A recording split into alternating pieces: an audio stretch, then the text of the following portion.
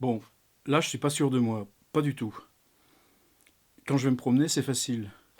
J'emmène le petit appareil photo, je filme, il y a des traces, on met ensemble, l'histoire elle vient après, et ça fait quelque chose. J'aime pas trop ces trucs de monologue, avec quelqu'un qui raconte sa vie pendant 10 minutes, et puis fond clair, et puis c'est terminé. Faut trouver autre chose. Le problème, c'est quand je suis ici, chez moi, dans mon bureau, là j'ai mis un fond noir qu'on voit pas le bordel. Qu'est-ce que j'ai à dire? Ça veut dire quoi un type qui passe 10 heures sur son ordi à faire des emails, à tripoter ses traductions ou à rien fiche sur l'ordi? C'était à Stuttgart, dans une espèce de rue piétonne. À l'époque, j'avais mon Atari 1040. C'était déjà formidable de travailler avec un ordinateur. C'était 1992, 1993, 1992. Et puis, tout d'un coup, dans une espèce de vitrine, cette espèce de machin. Et cette espèce de machin, il avait ça qui était extraordinaire. Ça s'ouvre comme un cahier. On le tient comme un livre. Ça peut même se fermer comme un livre vertical. C'était l'ordinateur portable. J'avais plein de copains qui avaient déjà des Mac, des petits Mac carrés, Didier Danin, Xvaler, Novarina. Passer au Mac, pourquoi pas, mais surtout c'était ça. On avait déjà des souris sur nos ordinateurs. Et puis les souris, toujours, ce qu'on savait faire, c'était la mettre le cul en l'air, enlever la boule, nettoyer la boule, remettre la boule, et puis revisser le petit truc qui est par-dessus, comme ça. Celui-ci, je ne sais plus s'il s'enlève. Non, on va pas le tripoter. Et mais donc, on avait tout d'un coup l'idée d'insérer une souris le cul en l'air dans la matière même de l'ordi, directement devant le clavier, et puis juste à côté, tchac, tchac, tchac, de quoi cliquer. Clic bas, clic haut, il y avait même deux clics, non, c'était le même, mais des fois on pouvait taper avec la main comme ça, des fois on pouvait taper comme ça, et puis surtout ça. Et tout d'un coup, l'écran, il est à vous directement depuis là où vous tapez sur le clavier.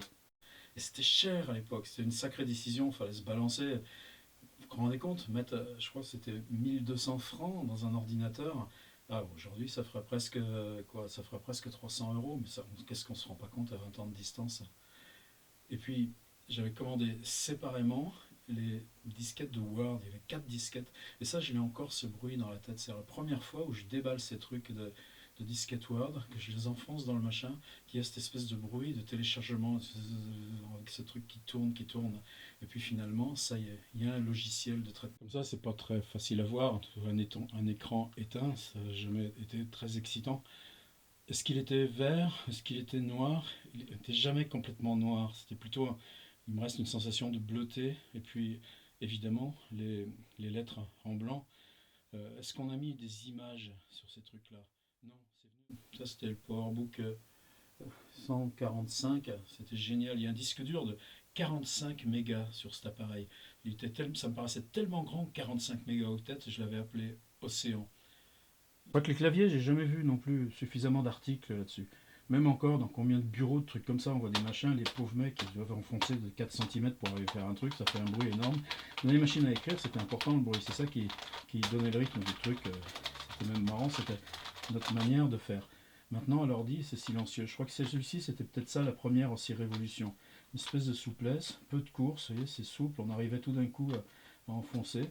Cette espèce de plasticité. Tout d'un coup, cette plasticité, bah ouais, c'est tout simplement l'écriture qu'on avait au stylo plume, une espèce d'héritière comme ça. Eh oh. D'ailleurs, on peut lui regarder le derrière, en ordinateur, on a le droit. C'était quoi les prises? La première, c'était le téléphone. Un câble, bon, évidemment, le téléphone, c'était 54K. Est-ce que j'avais déjà un modem? Ouais, j'avais déjà un modem sur celui-ci.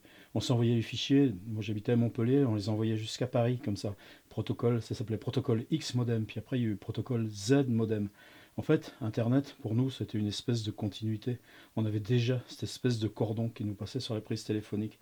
Ensuite, c'était la, comment ça s'appelle? Prise SCSI, mais évidemment, sur les Mac, ils n'ont pas voulu faire comme les autres. Les autres, c'était des prises SCSI allongées, et puis nous, là, il fallait des raccords. Mais bon, c'est là, sur cette espèce de gros machin, qu'on branchait quoi? Évidemment, d'abord l'imprimante. Je sais pas si ça veut dire quelque chose de regarder ces genres de machins de profil. Il y avait ce truc pour la disquette. Évidemment, c'est fonctionnel, mais peut-être c'est plus que ça.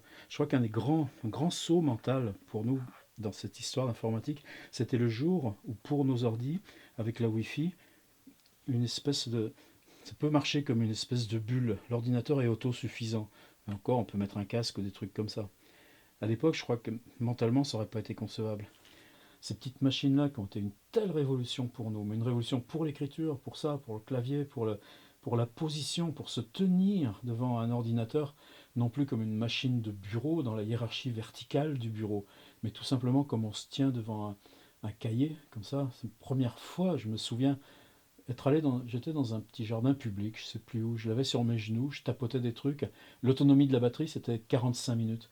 Puis tout d'un coup, je vois des filles passer comme ça, des trucs, elles passent derrière moi, puis tout d'un coup, il y en a une qui crie: Oh, le mec, il a Word! Ce qui est impressionnant, c'est cette espèce de grosseur indestructible. Ça fait penser à une espèce de tank. En plus, même, c'est pas vraiment gris, une espèce de verre un peu kaki. C'est lourd, c'est tout ça, il fallait tout protéger. Est-ce que c'est la machine qui exigeait d'être protégée? Pas tant que ça. Je crois que c'est ce qu'on projetait sur l'idée de la machine qui fabriquait cette espèce de design. Pareil, la fermeture, espèce de crochet cadenassé, nervuré.